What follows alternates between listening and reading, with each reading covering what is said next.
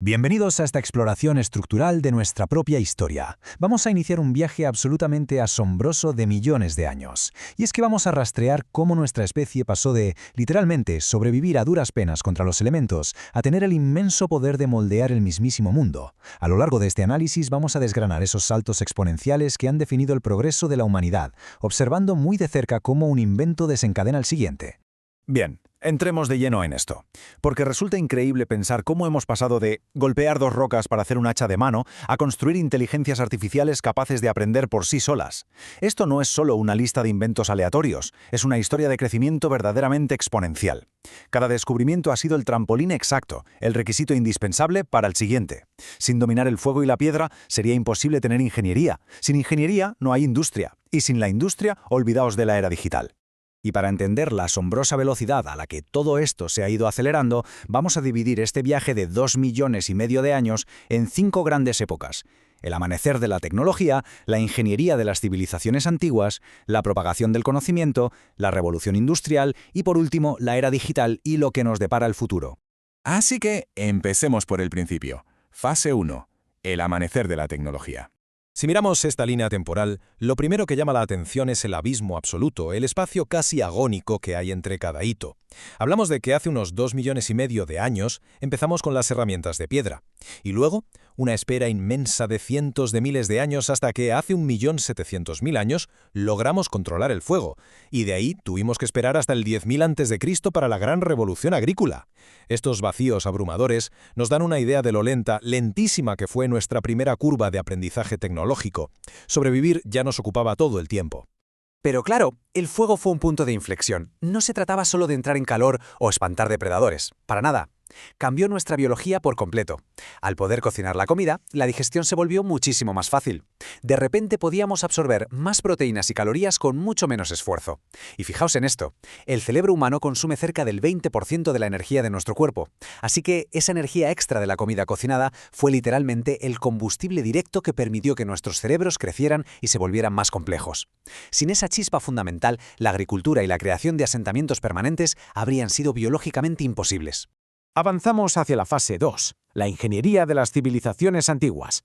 Y esto ilustra de maravilla cómo, una vez que tuvimos cerebros más desarrollados y comida estable gracias a la agricultura, dejamos de ser nómadas y empezamos a construir los cimientos de la sociedad moderna. Cada gran imperio resolvió sus propios retos existenciales con un ingenio y unas matemáticas monumentales. En Mesopotamia inventaron la rueda, un cambio radical para el transporte. Egipto llevó la arquitectura a niveles increíbles con las pirámides, dominando la ingeniería pesada.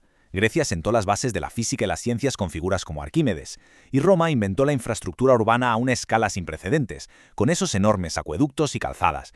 Pero si hay que destacar un solo avance de esta época, la verdadera piedra angular es sin duda la invención de la escritura. Ya fuera la cuneiforme en Mesopotamia o los jeroglíficos egipcios, el impacto fue absoluto. Por primera vez, el conocimiento podía sobrevivir a la persona que lo había creado. Es el clásico concepto de subirse a hombros de gigantes. Las ideas ya se podían registrar, debatir y mejorar de generación en generación. Básicamente, acabábamos de inventar el primer botón de guardar de la historia humana. Lo que nos lleva directamente a la fase 3, la propagación del conocimiento. Ahora, lo verdaderamente interesante aquí es el brutal contraste que generó un solo invento en el siglo XV. Solemos pensar en la Edad Media y el Renacimiento como épocas oscuras, pero fueron el terreno donde se plantaron las semillas de la ciencia. Al principio, copiar un libro a mano, como hacían los monjes, era un proceso lentísimo y carísimo. El saber era un lujo casi inaccesible. Pero entonces llega la imprenta de Gutenberg. De la noche a la mañana los libros se pueden producir de forma masiva. Esto democratizó la información y fue el catalizador definitivo de la revolución científica que estaba por llegar. Con esa explosión de información, los descubrimientos cruzaron fronteras a toda velocidad. Tuvimos maravillas como los increíbles autómatas del ingeniero Al-Jazari durante la Edad de Oro del Islam. Herramientas de navegación, como la brújula y el astrolabio, permitieron a los exploradores ampliar nuestro mapa físico del mundo. Y mientras tanto, gigantes como Copérnico y Galileo redibujaban los mapas del cosmos, cambiando nuestra comprensión del universo. Todo esto culminando con Isaac Newton, sentando las bases de la física moderna al desvelar las leyes de la gravedad. Aceleramos el paso hacia la fase 4, la revolución industrial.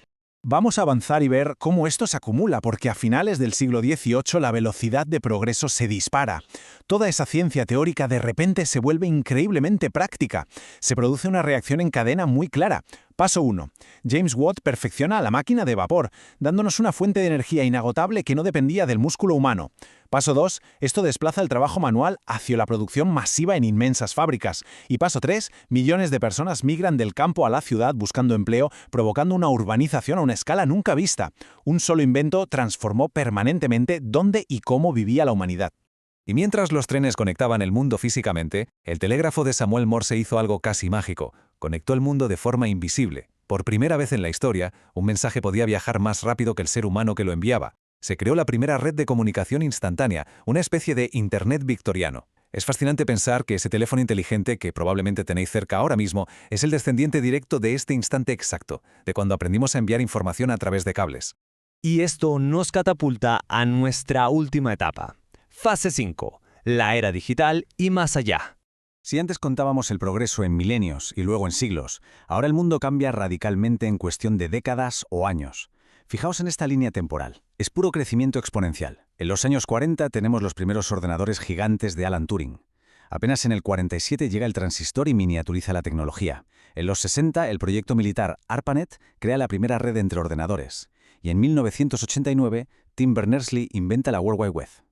Es exactamente el mismo deseo de compartir conocimiento que nos llevó a marcar tablillas de arcilla, pero ahora conectando a miles de millones de personas en una red global e instantánea.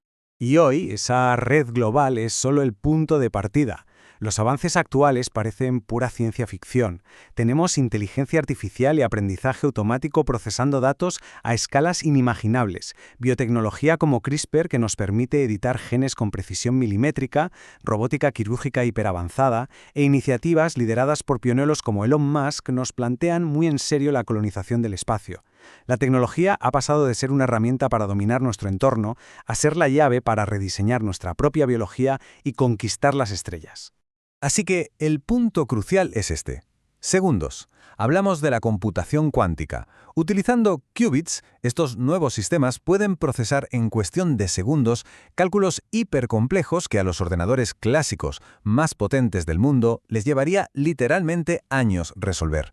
Esta asombrosa capacidad va a reescribir por completo las reglas de la medicina, la criptografía y la ciencia de materiales. Sin embargo, debemos ser muy objetivos. Con este inmenso poder llega una responsabilidad igual de colosal.